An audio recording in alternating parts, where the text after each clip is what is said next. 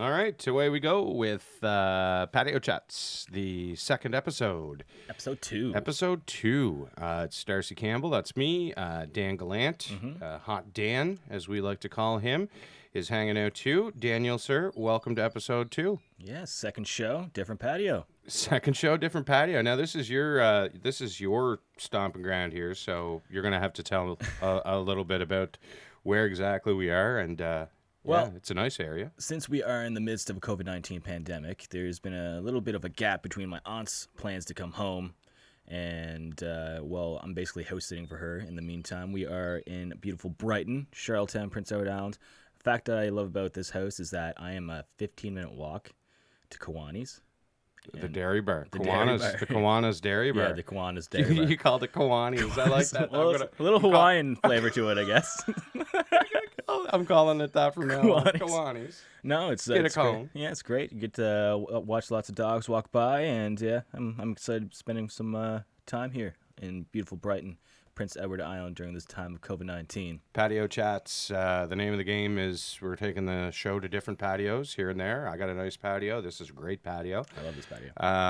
And, we're going to branch out and see where this takes us. We basically sat down one day and said, you know what, we should do a podcast. And it's coming up on summer, and it's been a little rough through March, April, May, June. July, so it's time to kind of get outdoors, enjoy PEI, enjoy some patios, and have some good discussions as well on the patio. So this is our second episode. We're still kind of trying to figure this out as we go. We're making it up as we go along, very much so here, right? We're professionals, but that's how professionals do, Yeah, okay. 100%. That's how we do. They pretend they know everything, but they actually don't know We everything. muddle our way through here. But anyways, you'll see us drinking some coffees and chit-chatting away here, so don't be too rough on us here. If we're still, putting out a sucky product by episode 10, we'll reevaluate. We're gonna maybe have to take it off the patio and do it. We'll be looking into Holland College to get into the plumbing or the pipe fitting course. Yes. Exactly. So Darcy, what are you up to today, man? So basically just absorbing the news of the last little bit. Okay, we went a long time here on the island without having any COVID-19 cases, right? But now we do. We have 5. Here we are. We got 5 out of nowhere, right? And we were kind of told that this was going to happen, and I'm not overly surprised. What is surprising me is just the harsh reaction of people in the last couple of days, right? Be it the Atlantic bubble opening, just a lot of criticism, and like I've never really experienced people being on two sides of the coin quite like this. Yeah. And it brings me back to, and I was a kid when this happened, and they were talking about building the bridge to the mainland, the fixed link as they used to call it. And there was people on both sides of that coin. And I know you're probably going to struggle to realize that there was people that actually didn't want the bridge at one point in time, but there was a lot. And it was like 50-50, so much so that they actually held a vote to see if Islanders actually wanted it. And the yes won by a slim margin. So, oh God. Yeah. So what was the argument against the bridge? It was going to disrupt our way of life. The people that were going to lose their jobs with Marine Atlantic, which I get that one, 100%. There was a lot of different arguments for it, but anyways, it has definitely been a pretty good decision since. Minus the $45 to get back Well, to yes, to get off PEI. And that was one of the arguments as well, and it'll always be one, but it wasn't free to build, so yeah, exactly. There we are. But anyways, it's definitely there has been a lot of criticism. There has been a lot of negativity towards the King government for deciding to go ahead with the bubble. And I mean, we have to really say that the cases that were announced yesterday, they're not related to the bubble. Yeah. Right. And or it's seasonal not residents. seasonal residents either. So, they still say that the overall risk is still low, but like one thing that I am not going to be doing anymore is speculating. I'm not a professional. I will 100% regurgitate some of the stuff that has been said, and by Dr. Morrison and Premier Dennis King. So that's about it. But I don't know. There's a lot of shaming going on right now. There's a lot of people that aren't feeling good that the guy, the 20-something that went away and came back, didn't self-isolate like he was supposed to. So it's a tough one. It's going to happen. It just goes with the conversation we had last time, because it takes one person to ruin it for everyone, right? It takes one person to burst the bubble. So, and there is a lot of finger pointing going on, and it's just not good. You see a lot of negativity in the community now. People are just spending so much time on Facebook and social media. There's a lot of comments from people who are just like, it's either good or bad, and it's a tough pill to swallow after doing such a great job with COVID-19 in the last 2 months, because we went from not having a case in 2 months to having 5 cases within the last 2 days. I don't know. It's a tough cookie to swallow. It really is. But we were told it was going to happen. Yeah. And I think that anybody that thought that we were like, it was smooth sailing, let's get back to normal. Yeah. You were wrong, because COVID-19 is still here. It's not going to take much for it to come back. But again, this is a cluster, and it's not related to community spread. So, and the other good news is that after everybody being tested, it was like just shy of 300 people being tested at the seniors' home at Whisperwood. 400, wasn't it? Anyway, it was a large number. It was a large number, and none of those tests came back positive. So all negative. That's a good early indication that using the PPE and the equipment that you're supposed to, and taking all the precautions, that of course, out of anywhere on the island, or anywhere period, where they're taking the biggest precautions is these senior homes, right? Yeah, exactly. So it's good in the sense that it shows that they took all the right steps, and that this seems to be isolated and it's not in the home itself. So they're going to keep testing them, and it'll be that way for the next couple of weeks. But here's hoping, fingers crossed. Well, we were the only province that didn't have an issue with COVID-19 in an elderly person's home, aren't we? Well, no, there's not the only Atlantic province, I should say. Yes. I'm pretty sure that's true. There was none in a nursing home until this one, and I guess technically still not at this point. So that's a good thing. We're scraping by the skin of her teeth, though. It was really close, man. Well, there's nothing. These things are going to happen. And everybody is justified in their fears and expressing their fears and their anxieties. It's justified, but there's that line, right? And I'm seeing people crossing over the line. I'm seeing more and more stories of cars and vehicles getting keyed by people because they have a license plate from another place. Yeah. Let's remember, okay? I'm going to paint a picture here for you. Think down the road. Let's go 5 years down the road. Right? 5 years. COVID-19 is a distant memory. 2025. Right? It's gone. You're living in Nova Scotia, New Brunswick, even Quebec at this point, right? Let's say you're somewhere close. These are the stories that are going to stick with you as you're planning your vacation. It's like, well, geez, that's the place where they keyed your car through COVID-19. And I don't know that I'm hearing these stories out of other provinces or not, but it's definitely happening here. So, that's what people are going to kind of remember as we move forward with this. So we got to be careful not to completely give the wrong impression to everybody that wants to travel to the island. Like, come on over. Don't bring the COVID, but come on over. Well, what do you think happened? Because it kind of turned from PEI being such a hospitable place, which it still is, not gonna lie. But there is some ugly coming out of this. It happens, man. You see it, and you're just. It's not that it wasn't always there. It was always there, right? And it's the PEI. I'm not going to say it's the PEI way of life or anything like that, but it's a close-knit place, and people have their opinions, and a lot of it is rural versus city opinion sometimes. Varying levels of understanding of the situation plays a role as well. Yeah. The people's personalities. There's a lot of different things that factor into it, and if you think that there needs to be someone to blame for COVID-19 coming here, don't bother. Yeah, exactly. Really. It's just a lot of fear, right? Because people are so scared. And that's how it manifests. Yeah, it's just such a fearful thing for people. They don't want it to spread. Everyone's kind of like in this mood where it's like, just leave me alone and let's all stay in our own zone and let's all not be afraid, or let's all just like Again, wait this thing out, right? It's right down the middle. Right? It's right down the middle, man. Yeah. People think one way and the rest of them think the other way, right? And it's again, completely justified. You're allowed to be scared. You're allowed to be fearful. It's a symptom of the age that we live in, right? And don't get me wrong. I'm not. I'm scared of this thing too, right? But I mean, most of the scientific data shows that people do recover from this, right? And the majority of people who don't do well with it have underlying health issues and stuff. And that's not to say that it's not a cakewalk for everybody that gets it.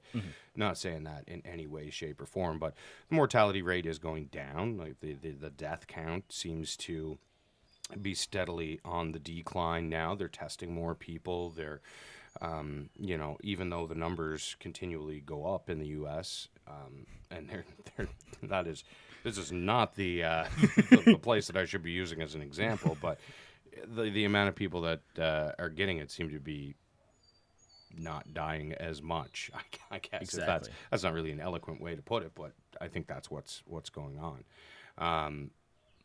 There's just so much information out there, right? Yeah, that's basically what I was trying to get at. The fact that there's, you hear about one person that has diabetes that succumbed to it from a reputable source, like, I don't know, maybe People magazine or something like that, doing something on their Facebook page, putting up an article. And that's, that's fine. That's an isolated case sort of thing, right? So, but then someone that has diabetes reads that and instantly thinks, I get COVID, I'm dead. Yeah, exactly. Right? There's so much information. There's so many different, like it's spun differently by different organizations and outlets, right? Yeah. So it is scary because you don't know. The unknown is really scary. Yeah, right? exactly. And when it comes to the bubble, do you think they can honestly pull that bubble back if it gets too out of hand? They can do anything they want. Yeah. Right? But do you think they will? Because there's a lot of money coming into each province now, right? And I don't even want to say that that's the exact reason, but like that the economy has suffered through this, and it still suffers. So they're doing whatever they can to mitigate their way through it, so that they can, kind of pop back or get some money out of this 2020 season, right? Yeah. And just stave off losing your business, right? And it's a good idea. It's not just one person saying. One epidemiologist saying, oh yeah, if we do this, we're cool. It's all good, right? It's a bunch of them that are saying that the inherent risk in the area, although you will see COVID breakouts occur, and they will happen most likely in clusters, it's controlling those clusters, which is going to be key. Yeah. So I don't think that they'll close the bubble unless it starts to get like out of hand and you got clusters left, right, and center, which over the next 2 weeks, we're going to be looking for that, right? Yeah, exactly. And I don't know, has it been mentioned? Like, should we be thinking at this point that it's inevitable that there's going to be a spike in cases, because of this, and then it'll flatten out again, or, what's going to happen, right? It's just, people are moving around. The virus is mobile. It's gonna pop up again. Yeah. I was gonna say what I look forward to now, and this is a somber way to start this friggin' podcast. Yeah, episode 2. Yeah. Episode 2. Woo. Yeah. We'll get to some good stuff later. Don't worry. I thought these guys were a little funny. They're just talking about COVID. They were talking about squirrels last time. What happened? Yeah, what the hell happened between episode 1 and episode 2? A breakout. Yeah. So, where was I going with that? Clusters. Yeah. So anyway, it's how they control those clusters, I think. Yeah. And if there's breakouts, maybe they'll close the bubble. I don't know. And even in the initial opening or the briefing before the bubble, they told us that there will be cases and that they are prepared to take on these cases, right? And Dr. Morrison and Mr. King, they're doing an excellent job. And it's a very new experience for both these people, right? So they're just doing what they can with the information they have. So, and a lot of criticism goes on to these people, but I don't think it's necessarily deserved because they're just trying the best they can in this time, which we all are, right? Well, clearly. I mean, So- that's all we can do. I Yeah. mean, what it comes down to is I'm not digging the reaction of people to something that is positive for some people, but at the same time, you know what? If the bubble doesn't affect you, you don't care. Yeah. Right? Your opinion is probably unchanged. And if you're scared of COVID-19 and the bubble doesn't affect you, you're likely going to have an opinion that is negative towards it. Yeah, exactly. End of story. And if you don't want to travel, Somewhat justified. yeah, I get it. if you don't want to travel interprovincially, you don't have to, right? There's that option. There's a survey done on a news network. I think it was CTV or something like that. A lot of people are saying that they're just going to stay home, which is kind of hard to see after you see a report of 17,000 people going to Nova Scotia. I mean, people are looking for like something to do, right? Fractions. That's still just a fraction of the actual people that live in those places that could be on the move, right? It's not, and it's what I figured, right? A lot of the people that would be doing it first and foremost would be people going to see family members that they haven't been able to see in months on months, right? Yeah. So it's like those are the people that I'm happy for. Those are the people that should be on the move, right? But it's not for me to judge. If you want to go over to Moncton to go shopping, by all means. We're not promoting that, and I think that the biggest thing that I can say, and like something that I'm kind of pledging to do, is this summer at least once a week, if not more. And I mean, a lot of places that I already go to on the regular are places that are local, to support local. Yeah. But I'm going to make slight deviations, right? I'm going to go and I'm going to pick up a whole bunch of meat from a local butcher. Yeah, exactly. Right, someone that I know sources Like from Mackenzie's local meat or something like that. someone that's local that sources from a local farm, right? Buying it directly, and apparently this is actually an affordable way to do it too, and you can buy it direct from the farmer as well, which is something that you can do. But I like the butcher experience, and there's a few of them around, right? So why not do that? So I want to at least once a week take Anna and go somewhere and support local and make a big deal about it, because I think that it is very important at this very moment. And I think that the stigma behind buying local being so much more expensive is way off base. The big stores, you know what, you get raked in with the 2 for deals and stuff like that, and You're still spending the extra you're money saving with it. pennies, man. Yeah. You're saving pennies. And for the overall,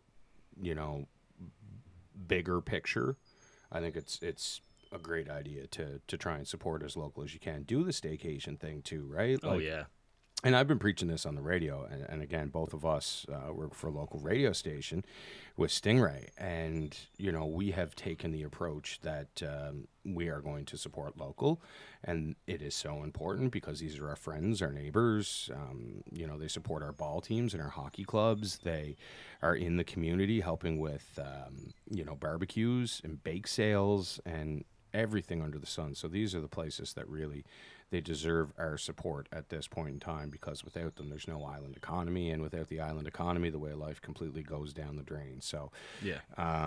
it's important. Maybe- And we need to be doing that. So to kind of come full circle, if you don't need to take that trip across, by all means, stay here and find something here, right? And I mean, that's, maybe we'll take this on the road somewhere and hit up a patio up west and chronicle some things to do in the western end of the island. Geez, the trip up there is as long as it would take you to go to Moncton. Yeah, exactly. Right? I was up west. I think it was 2 weeks ago. When did I get back from vacation? Anyway, I was on vacation, and the whole time I was like, you know what? I want to go up west. I want to check out that West Point Lighthouse and everything. Check out the falls and everything. Well, Honestly, you're a photographer too, right? Yeah, like exactly. you love taking pictures of stuff. So and we took like a little kind of side road trip up to like Mimiganash, or however you say it. So I'm always bad with these you're names. really good with names. Really good. Anyway, but like the cliffs and everything over there, man, like Cape Wolf and all that, it's just absolutely beautiful. So there's so many different places on PEI where you can go experience different people. And on the way back from West Point, we actually stopped in at my buddy's Evermore Brewing. He actually was doing his taxes at the office. He's like, yeah, just Perfect. dropped him a message on Facebook. He's like, yeah, man, come on, we'll sell you some beer I'm right just now. doing my taxes. Yeah, Come on in. I got nothing better to do. Yeah, Might as well make some absolutely. money. Yeah. So it's great. You can find different ways to support local on PEI. Even even make it an initiative to have like a local supper or something. I thought about doing like a support local bingo type thing, right? So you have a card with a bunch of different businesses on it or things that you could strive to, do over the course of the summer, turn them in at the end of the summer, and we'll, do a draw for a buttload of money or something like some substantial prize from all of the places that signed up for it, right? That is a great initiative. Right. I think that is a great. Well, it turns it into a game, right? Yeah. And stuff that you can, anyway, that's just me spitballing. Look at us being schemers. You need someone to sign off on that, but I think it is a good way to get people engaged in the community and really turn it into something that, we're in the day and age of social media, taking pictures of everything that we do, really sharing parts of our lives with other people, right? So why not take your kids and go buy something at a local store and take a picture of yourself with the shop owner? Make it like a social media bingo support local thing. Exactly. And speaking of like games and all that, your trivia, how's that going? How's that experience? Wow, it's been great. Since we started back up again, and to give you a little bit of background on the whole trivia thing, I have been doing trivia forever. When I turned 19, I started working at, and there'll be lots of Myron stories at some point. We're going to get some of the old cats from Myrons on this podcast, and we'll dazzle a little hot Dan here with some stories. Myrons? Yeah. Anyway, this Is place that the dirty? was supreme, and that's where the whole trivia thing started back in the day.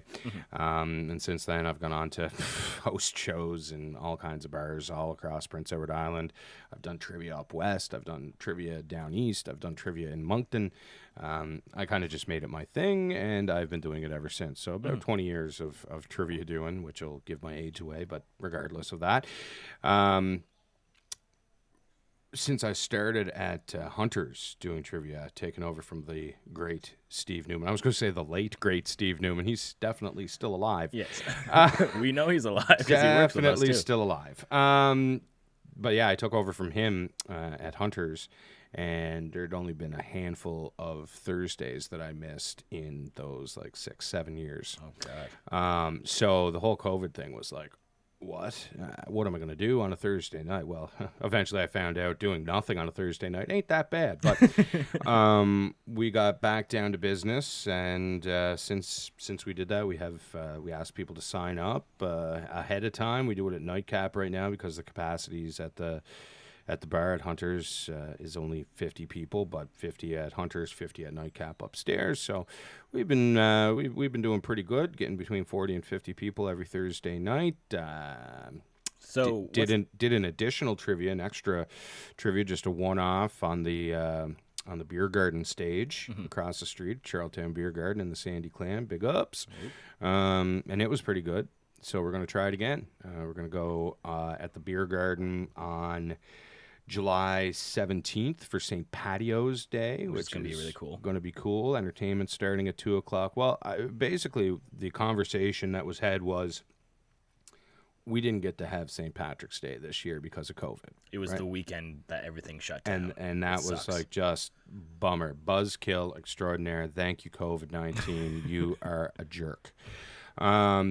So basically, they said, let's do a do-over. Let's do a St. Patty's Day do-over. And St. Patio's Day was born. Great entertainment. I'm going to do a little bit of trivia between sets. I pitched them on a petting zoo, but they said no. Where's the donkeys? I want some donkeys. Anything.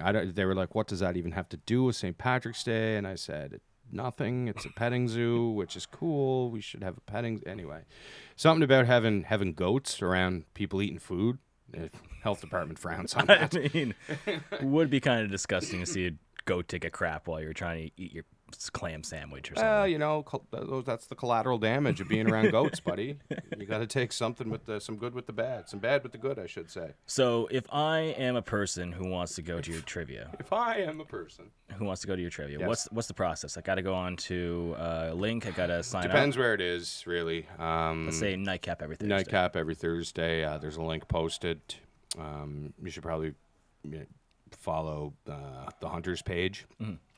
They'll put the link up. It's honestly, we have 2 or 3 teams, 4 teams maybe, that it's like they're a different team every week, but like there's a solid core group of people that go to this trivia that keep coming every week, and I should give them a shout out right now, because without them we wouldn't be doing it. So that's pretty cool in itself. So there's teams that sign up pretty much as soon as trivia is done on a Thursday night. Wow. They're signing up for the next week, right? So I'm looking forward to getting back to full capacity at the bar at some point in time. I don't know when that's going to happen. Additional cases of COVID-19 are not a push in the right direction. Not anytime soon. That's for certain. But yeah, we're kind of looking forward to that aspect of it. But if you want to go, just keep an eye out for the link on the Hunters Facebook page, and then whenever should probably get a website. Maybe that might be a good idea. Darcy's Entertainment Trivia website. Jesus, I'm lazy. Just too lazy. So whenever I sign up and I go to the bar, what do I do from there? Do I just Well, you walk have to in? tell me what your blood type is. Have your social insurance number ready to go. Yeah, don't say that. And $27. 27. It's free, isn't it? Just friggin' show up. They check in each. You can only have teams of 6. Okay. Total. Because you can only have tables of 6. Yeah. Maximum at this point. And your team captain or whatever, the person that signed up online, checks you in. We have their phone number and stuff on file in case for like contact tracing, and away we go from there. Okay, and then I just walk into the bar, try to keep my distance from the other tables, and go to my seat and sit down, order a beer, and get ready for some trivia. The main differences is that you can't, like, trivia is usually a social outing, right? And there's people on teams that know people on other teams, right? So you're going around, you're walking around the bar. You can't really do that now. No. And the flow of traffic in the bar is one way. So if you get up to go to the bathroom, you got to go around the long way regardless. Yeah, keeping people moving in one direction, which is good. That's about it. That's about it. That's great, though. I'm glad that we can do it. Yeah. Let's say that. I'm glad that we can do it, and that there has been enough of a lull that we can give people something to do, because people they're sick of staring at their computer screens as we make something that is going to get them to stare at their computer screen. But for the most part, I think people are looking for activities and to be with friends and to socialize and, kind of not have to think about COVID for 5 seconds. Okay. And it's kind of like everyone was kind of used to going out to the bars every Saturday night, right? So this is kind of like the new outing, the safe outing that people I wouldn't can say experience. everyone, but a certain age group. Yeah, exactly. Because I remember working at the bar, and there'd be a huge lineup there every Saturday night. And now, since that isn't going on, people are looking for things to do, and trivia is probably that safe bet to do, right? So I'll probably be at St. Patio's Day. All right, that sounds good, buddy. Bring your quarters. Quarters. So we should chat about music. Music, okay. Music at this point, because this is something that we have in common. Both being DJs, both having been around for a while. One of us a little longer than the other.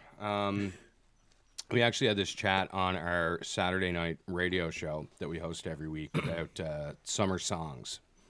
And we had a chat about what we thought the summer song of this year was going to be. All right. So I'm asking you what you feel that the summer song of 2020 is going to be. I know that's kind of a U-turn from what we were just talking about, but I think that we have to talk about music at least once a podcast. Well, music nowadays, it's so different because things are charting and things are trending all because of TikTok. Right.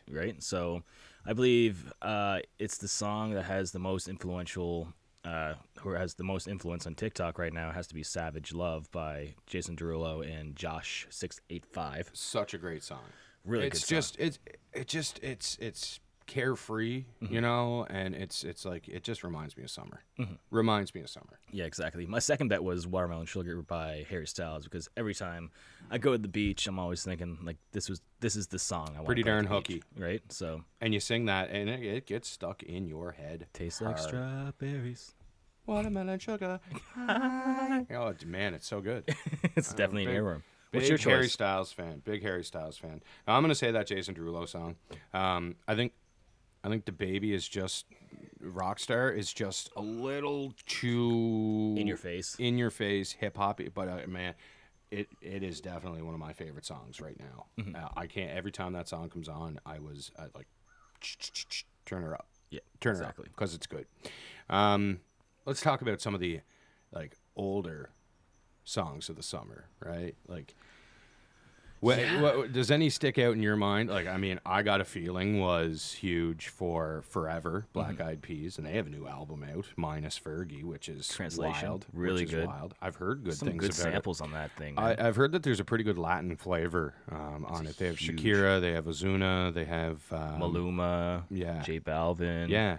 French Montana's on it. So that's pretty cool. But I Got a Feeling was a summer song.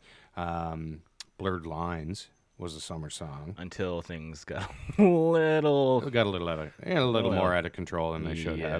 have. Thanks, Miley. rough and thick. Yeah. Despacito, obviously, still a huge song. And you know what? I still like that song. It's pretty good. Biebs is hooky. You love him or hate him. You know what? Biebs is hooky. Mm-hmm. I can say that. That's like my word of the podcast. It's hooky. It's hooky. Yeah. Summer by Calvin Harris was a huge one. Summertime Sadness by Lana Del Rey, huge. Lana Del Rey, by the way, kind of researched, the whole fascination about vinyl records and having your own vinyl at home and all that. She kind of researched that in, I think, the 2010s, early 2010s, because Lana Del Rey was the highest seller of vinyl records at that time because she was the only one distributing her music on vinyl, new music on vinyl in that stage. So she basically created a whole new fad, which is pretty cool. And there's also a cool video on YouTube I watched about the evolution of music within the 2010s to now. And it's really kind of like, I never thought about it this way, but the guy who did it, I forget the name of the video, or it's like the evolution of music 2010s to now. But the guy who put it together did a really good job because in 2008, I don't remember it much, but the recession kind of went down. So we went from having this really bad time with the economy and everything in the United States. Some artists really kind of put their work towards making people feel happy, forgetting about the stresses and all that. And now we have artists like Billie Eilish who makes you kind of focus on your anxieties and all that too, which is kind of neat. So, and like the total EDM takeover in 2010, 2012, 2014 was awesome. Kind of miss that vibe with music now. Because there's like some, What would you call the vibe of today's music? I don't know. There's a lot of nostalgic kind of 80s synth in it, like The Weeknd. Absolutely. The Weeknd, Blinding Lights, Don't Start Now. Just grab my additional coffee. Your second extra large milk of the Well, day. I should have put it in the my second extra large of the day. No, this is more like my ninth. No, Jeez. it's not that many. It's not that many. I should have put it in the sun though to keep it warm. It feels like it's cold. Oh, that'll warm it up. Anyways, you go back. What's your vibe? A lot of 80s synth. A lot of 80s synth in it. Did that not start with was Taylor Swift? Not the first one. I remember. What song was it? That? Style maybe. Kind of had that kind of 80s synth type deal to it. Yeah. I think The Weeknd kind of resurged that with Blinding Lights, though, this year. And is there still, do you think that we're still enamored with retro everything? Is 80s, like 90s for a while was like Well, you had the thing that everybody was into, right? Yeah. So is it going to be the 80s? Or are the 2020s going to see the resurgence of the 80s, Dan? Well, I don't know. You kind of had like the 90s style within Bruno Mars's Finesse. Like, if you think of a song that has like a theme of the 90s, that's the one that pops out to me that's recent.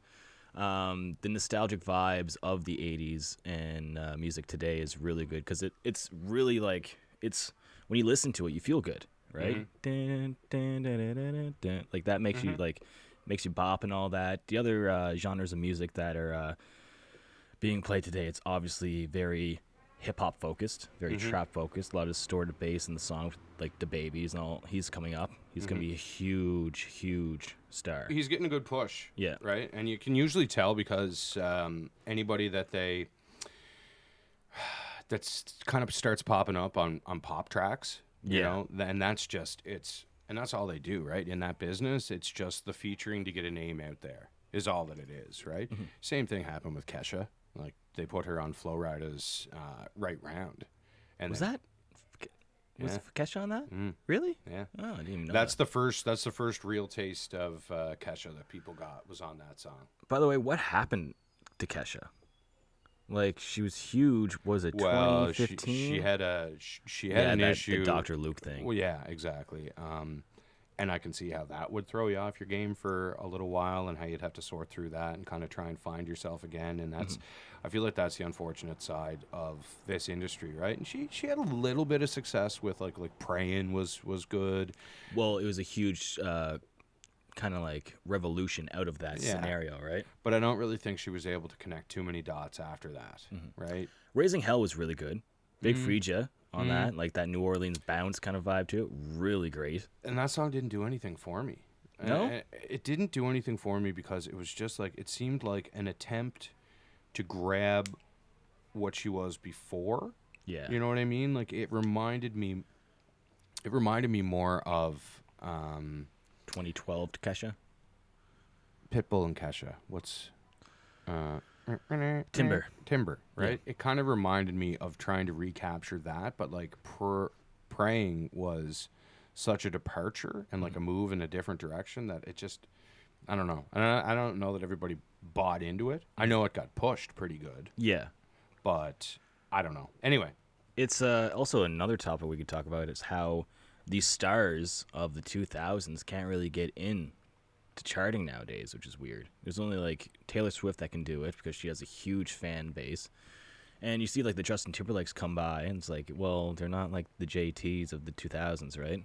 Or Britney Spears, whenever she tried to release Slumber Party, it was like this kind of went somewhere a little bit, but it didn't really happen, didn't click. well, you know, I think their subject matter.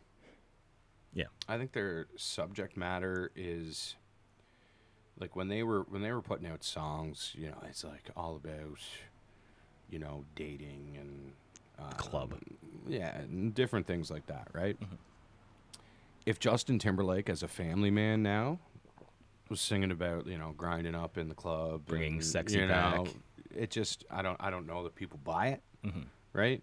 And everybody's always looking for fresh, Yeah. anyways, right? And like I think about this quite often because I'm like, geez, what the hell happened to Usher?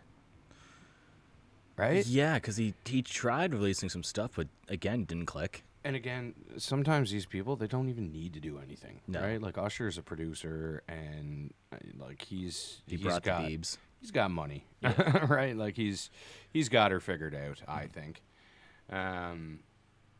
But yeah, some artists just don't have staying power like they used to, right? I think it's just like a new kind of thing that the people of the streaming generation is looking for, right? They're not looking for Well, it's attention span. Yeah. We don't have an attention span yeah. anymore, right? There's so many songs that are under 3 minutes. And I remember listening to songs that I'm trying to get into the 90s at 9 that are like 5.5 minutes long because obviously that you wanted to be on the radio station for that long, right? Because now it's just like they're looking for that quick hook. Like the songs, they begin with the hook of the song now. And again, it's attention span. Never before have we had this much access to whatever the heck we want as far as music, videos, consumables, right? Stuff that we watch and listen to. Like you grew So- up in the Much Music era. Yeah, right. Well, I mean, it was very different for us, right? Because you didn't have this on demand aspect of anything at that point, right? Because the internet was just building itself up. You know, we were still all on dial up and. Wow. Mom, get off the phone. I'm trying to use a computer. So you would like religiously listen to the radio at 9 o'clock for the Black Cat Top 9 at 9 because you wanted to hear the song. That was like maybe the only time you're going to hear your favorite song that day, unless you had the tape or the CD. So yeah, you're darn right. It was a lot different back then. Much Music was basically the benchmark in Canada for what songs were good. I remember And- watching Much Music, man, when I was a kid, even growing up, like when I was not supposed to watch Much Music because Eminem could come on, and my parents don't want me watching Eminem, but I remember watching it, and if I wasn't satisfied with much music, I would go to much more music, right? And there's this variety of stuff you can go view because that was the place that if you weren't listening to the radio station, that's where you got your music fix. Yep. Right. So basically, where we land now is you got so much variety, access to anything. It's we need something like TikTok to tell us where to look, right? This is going to be good. You should probably listen to this whole song, right? It's genius. It really is genius. Yeah. But I mean, what about all the other? There was probably all kinds of other things that, tried to do something similar, but they just didn't take off. And I mean, Musically was essentially what TikTok. Musically. Yeah. I forget. Or Music LY, or I don't know what it was called, but it was essentially the same thing where it was songs that like you've never heard from before, and you could do videos, pretending to lip sync to it or actually singing with it or whatever, and essentially TikTok, and that's TikTok came along with all their Chinese money and bought Musically, and it's just like it's such a weird thing because there's always a time and place for every app, right? If something like is going on now, it didn't click 10 years ago, but for some reason it clicks now and not 10 years ago. There's just such a time and place. Depends on where society's at with it, right? Yeah. It's the same reason why there was no, well, I mean, the technology didn't exist, I guess, but on demand for us was driving to Blockbuster and picking up a couple of DVDs or VHS tapes way back in the day, and going home and watching them. That was our on demand. We didn't have anything we want at our fingertips back then. I remember going to Stratford Video and getting video games or getting a movie, and it was kind of cool because it gave you a reason to get out in the house. Like my parents would draw me down. We go down together. We look at these movies. What do you want to watch tonight? And you could eat the free popcorn that was there. And what's your biggest late fee? My biggest late fee. Ballpark it. We were pretty good for returning things on time, but I'd say probably a month late. $97.50 was my biggest late fee. $97. The cost of the late fee plus the game that I forgot to take back. What game was it? Lost. It's like Call of something Duty. Stupid too, like Buckeye Hunter for PlayStation 3. Gotta shoot some deers. Yeah, I don't know. Larry's Big Bass Challenge. Some stupid game that I shouldn't have rented in the first place. But anyways, yeah. And now that Netflix is a thing, it's kind of, I don't know, it kind of takes away from that experience of actually going into a place and looking for a good movie. Here's the thing. When you're in Blockbuster, you don't have like 40 minutes. Well, Jesus, I spent 40 minutes at Blockbuster by time. But when you're on your couch at home looking through Netflix movies, you can actually literally spend an hour just looking for a movie. Exactly. Right? You don't have that kind of time to dick around with when you're at Blockbuster. No. So you make your decision and get out, right? Exactly. How many times my dad had come home with two incredibly rotten B movies, right? Like, these movies are so bad, there's only one copy of it in the entire store, right? And Blockbuster was a place where you could literally, if you wanted to get The Waterboy when it came out, there was 922 copies that you could pick from. Yeah, exactly. Anyways. And the thing with Netflix nowadays, though, that they do really well is they tell you, there used to be like a Montreality or something like that. They used to release a preview of what was going on Facebook, on Netflix, what was coming to Netflix the next month. Mm-hmm. You used to get excited for that. But what they have now is like coming soon to Netflix. And I remember seeing like on their list, I'm like, oh, I'm so excited for this day. Can't wait to check this out and all that stuff. And you come up on some like movies from actors you love that you didn't even know about, right? Yep. So like me last night, I watched The Scent of a Woman. I'm a huge Al Pacino fan, and it's a good movie. I've seen the court scene so many times on YouTube from the great quotes he has, but I didn't know it was 2.5 hours long, and it took me a while to watch it, but it was a really great movie, and yeah, I love that. There's a lot of really good Al Pacino movies out there. Any Given Sunday, classic. Yeah. Irishman, the new one. It's a little long, but have you seen the Godfather trilogy? No. I know people are going to be hounding at me right now saying, why haven't you watched The Godfather? It's all right. You're younger, so you get a free pass on that. But everyone knows the quotes, right? Say hello to my little friend. No, that's from Scarface. Oh, that's another Al Pacino movie. Have you seen that? No, I haven't seen that either. Scarface, arguably my favorite Al Pacino movie. God, definitely get into that one. Well, I can't believe you went for Scent of a Woman prior to Scarface or Godfather. I don't know. It looked really appealing to me. I didn't know the whole story. I just knew that Al Pacino was blind in the movie. Mm-hmm. But whenever you're going through it, it's like, okay, it's a little slow at the start. In the middle, you're like, oh, there's some drama going on. Have you ever read a book? Most books are really slow at the beginning, right? Yeah. That's a good movie. See, this is why I don't read books. A good movie has a slow burn, buddy. Yeah, I think the last time I read a book was my mom used to pick me up these books called Bones. Oh, Jesus. The Bones, there's like a Bones series, and they're like cartoon books, so that's why I didn't really read too much. Every episode I realize a little more why you are the way you are. What do you? I don't know what do you mean by that? No, I read Scar Tissue by. It was a bibliography about the Red Hot Chili Peppers. Go on. So I thought it was the history of the the scar of the guy that fixes people's knees. No, that was a really interesting Scar read. Tissue. No, like Anthony Kiedis having relationships with his dad's whatever, and all these heroin trips and everything, man. Yeah. Oh, you gotta pick up read Slash's autobiography, read The Dirt on Motley Crue. I know that's not really up your alley, but like I'm more of like a grunge guy, right? Just the stories of the debauchery that these guys got into. Yeah. Crazy. Well, did you watch the Netflix? Was that the Netflix movie that came out with Motley Crue?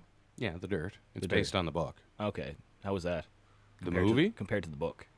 Well, I mean, the book is a tell-all. The book is fantastic. Mm-hmm.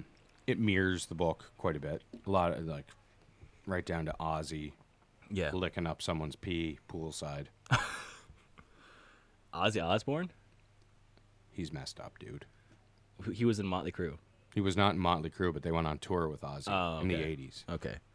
Okay. Now, there's some great music stuff on like Netflix, man. Watching Hip Hop Evolution, seeing the evolution of like hip hop in general. One thing I will always preach to anyone and to Anna is to embrace the fact that we have so much access to music like we've never had before. Oh yeah. Explore artists, get into their back catalog, see where they came from, see what they were before they became big.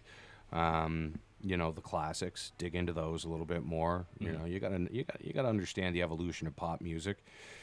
So I think that's one thing that is very important, is going out and not necessarily always finding new music and supporting new artists, but going back in time and kind of exploring the roots and different genres too, right? There's some really good jazz stuff and well, there's some jazz that's pop, right? Well, yeah, that you didn't even know about. Yeah. Anyway, that's. Have you had that proud of your daughter moment yet, where you caught her listening to something and you're like, oh my god, I remember this? She's heavy into TikTok, I'll say that at this point. She loves playing trivia on her phone, which is kind of funny. Wow. Yeah, she loves Apple playing, doesn't far from the tree. Yeah, she loves playing trivia on her phone, which is kind of cool. She had the camera out the other day taking some pictures. I'm like kind of a closet photographer. I don't think I'm all that great, but I like to dabble in it a little bit, and I'd like to see her get into it too. Realistically, I love marketing and I love that side of the job that we do. So I'd love to see her get into something like that. There's decent money in it eventually. Yeah, you really got to know a lot of different things with marketing. Yeah, I gotta work hard. Yeah. I don't know like the statistics of it, but like when it comes to like graphics and photography, I can pretty much put something together for you. Yeah. But like photography, man, if you want a great insight and you want to get her going with it, Mr. Peter McKinnon on YouTube. He taught me everything I know about photography so far. He taught me everything I know. Yeah, and I've had so many people comment like, "How'd you learn? How'd you do it?" I'm like, "I watched YouTube." Well, I asked you that I ask you all the time. I'm like, "How the hell did you you're good at these things, man? How did you figure it out?" You just you watch YouTube videos and you do it step by step and you take notes. I remember taking a Friday night and learning camera basics 1 and 2 with him, and it's just the next day I'm shooting photos, and it was great. Mm-hmm. Had my little notepad, and I was like, oh, why does it look like this? Because my shutter speed is low. Mm-hmm. Oh, why is it all blurry in this area? Because my aperture is low or high. So it's really cool. When you really get into it, it's a very expensive hobby, obviously. Like, for some reason, I have the habit of getting into very expensive hobbies like DJing and photography. Yeah, it happens. Yeah, but it's kind of crazy how you can spend $5,000 on a piece of glass for your camera to get that angle you want for a bird shot. But yeah, but I mean, someone has to know how to make the glass curve the way that it does and how thick it has to be, and like there's a lot that goes into making a lens, right? Yeah, So I can exactly. understand why it costs the way that it does, and like, geez, you shouldn't be able to do things like that, like to be 1,000 meters away from something. Is that a kilometer? That's a kilometer. Not that far away. I think the from something, longest but- lens is 600 meters, Okay, so regardless, to be that far away from something and be able to take a picture of it, that's pretty cool. and it to be sharp and in focus, insane. I can't do that. Like, it's kind of cool, though, like, with photography, how we've come to a place where we can actually take a piece of time and make it into a still. Getting deep, man, but still. Are you hearing this? Like, it's literally, though, if you really... Wow, if you re- buddy. If you think of the Are concept we going of to start that- talking about DMT now? No experience with that whatsoever. But Me either. No, me either. no, but it's kind of cool, because, like, if you really think about it, that's what we're doing. Same with video. Like, how can we actually take this out of this world just because light and record it? It's kind of, I don't know, man. I'm just going to process that. Because we don't think about these things, right? Cool. It's cool. I relate that to my complete fascination with growing things. How you can put a seed into the ground and put a little bit of water on it, Every now and and then. it turns into a cucumber. What? Yeah, and you can eat it, and it's good for you. That is fascinating, right? I spend a lot of time thinking about how a tree works and how crazy it is that the leaves, like, they suck in carbon dioxide and make- the sun turns that into, I might be wrong, Is that turns it photosynth- into chlorophyll, and that becomes the food for the tree to make it grow. Something like that. Well, I think trees recycle the carbon dioxide from the air and turns it into fresh air. Well, yes, one of the byproducts of the entire Anyways. I'm not a plantologist. Remember at the first of this when I said that I wasn't going to speculate and talk about shit that I don't know? Here I am. Here we are. Anyways, I think about it lots. But No, it's really cool, and then you have to think about someone actually with these different plants and all that, and with these different fruits and vegetables. Someone tried them. Someone died eating another thing. Don't eat that. Okay, this is not a good one. This plant makes you itchy, so don't rub it on yourself. Poison ivy. Speaking of food, this is kind of a departure. What are you making for supper tonight? You texted it to me, and I'm like, wow, that's a lot of consonants in a row without a vowel. I'm pretty big into Indian food lately. Okay. So tonight I'm making aloo sabzi. It's kind of like a curry dish. Say that one more time. Aloo sabzi. Aloo sabzi. Aloo sabzi. All right. You always got some interesting dish on the go. I we'll know. say. It's like ever since, I don't know, thank God for the Tasty app or the Tasty program on Facebook by BuzzFeed, because I would not know how to cook things if it wasn't for that. But I've been, I love cooking. Not gonna lie, I love being able to provide a meal for my girlfriend or my family and actually say I made this and it's really good, right? But the whole Indian thing, I remember going to Himalayan Indian cuisine here in Charlottetown. I'm like, this is really good. Maybe I should try making it. I enjoy it. So, I'm not a huge fan of spices, but it's like a different kind of spicy. well, the thing is, you can tone it down if you want to, right? If you make it yourself, you can I'll have a medium curry powder or just like regular curry powder. But like tonight, I'll throw some jalapenos in there and all that. But aloo sabzi is kind of like a curry. I made my first curry probably around March with regular potatoes, and then I tried to sweet You're going potatoes. to celebrate the anniversary of your first curry dish next March? Maybe. We'll Okay, see. cool. But no, I really like the process of it. Sometimes I don't have everything prepped and ready to go, and I'm literally in the kitchen like it's on fire. But I really love that kind of food, and I love being able to make it. I am not good at baking because baking is science, but when it comes to like cooking, I just love it. Okay. and like I love being able to make my own food. I'm a vegetarian now, and I love making my own bean burgers and stuff like that. So that's my take on it. Nice. Are you a cooker? I'm a griller. Griller, like every I'm dad. a griller, yeah. I don't mind it. I wouldn't say that I'm as avid into going outside of my boundaries too far. I'm a stay in your lane kind of guy, you know. If it can be made in the oven without having to put too much effort into it. G'day, frozen lasagna. I can make a real good frozen lasagna, buddy. Real good. Nothing like throwing something in the oven for 15 minutes and getting to enjoy it. No, frozen lasagnas take about an hour, and it's good when you forget that it takes an hour, and it's like that's the thing that you chose to eat, and you're like, oh my god, it's 5:30, and this takes an hour. I'm not going to be eating until 6:30, and then you have something as a snack beforehand, and you don't wind up eating very much of the lasagna because your snack was fairly filling. Yeah. The old peanut butter sandwich before supper time just to get you through. Been there, done that. Or a bowl of vanilla ice cream with a lot of chocolate sauce. Just do it in reverse. God. Idiot.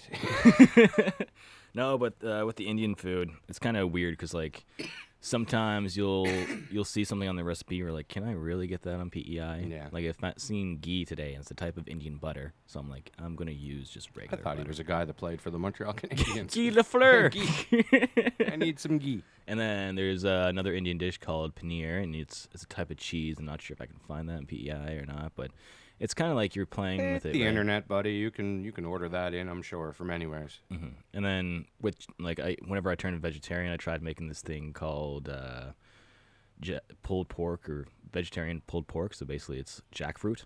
Yeah, I remember this. I remember Yeah. your jackfruit pulled pork, and I was like, how is that going to become pulled pork? Stop it. It was really good. Not gonna lie. I heard, it didn't I had look too bad. I remember going on to Facebook and asking people on the Hot 105.5 Facebook page, Mm-hmm. where can I find jackfruit? And the vegetarian community on PEI came out in full force saying, oh, by the way, you can find it here, The force here, is here, strong here, with here. them. Yeah, and it's really good, and jackfruit's really cool, and it's really great for you. There's lots of B12 in it that you need.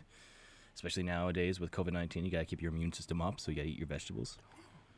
Dr. Dan. You know, but I don't know. I turned a vegetarian in March. I went on this thing. I kind of like my own little self journey called Meatless March, see if I can actually not eat meat for a whole month. Mm-hmm.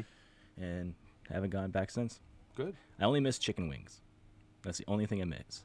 Okay. And vegetarian chicken wings suck, by the way. Nothing sounds good about that at all, actually, if I'm being completely honest. Yeah. All right, well, that's episode 2. Okay. Yeah, we're gonna call her a day there. Yeah, that was pretty good, buddy. Yeah.